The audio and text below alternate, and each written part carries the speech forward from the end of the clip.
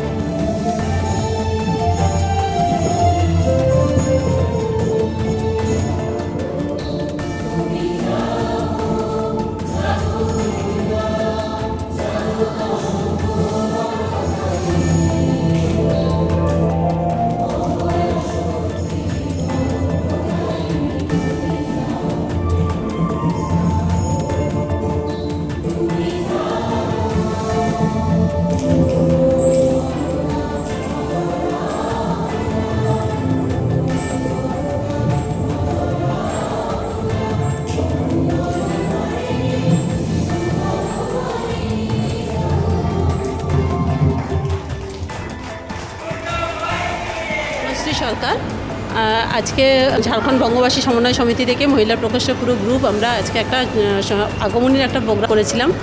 খুব ভালো আগমনীর প্রোগ্রামের জন্য সবাই যারা এসছেন তাদেরকে সকলকে আনন্দ দিতে পেরেছি আমরা। এটা আমাদের জন্য অনেক বড় ব্যাপার। আর খুব আমরা চাই যে সবাই আমাদের সাথে থাকুক, আর এভাবে পাশে সবাই থাকলে আমরা আরও এগিয়ে যেতে পারবো।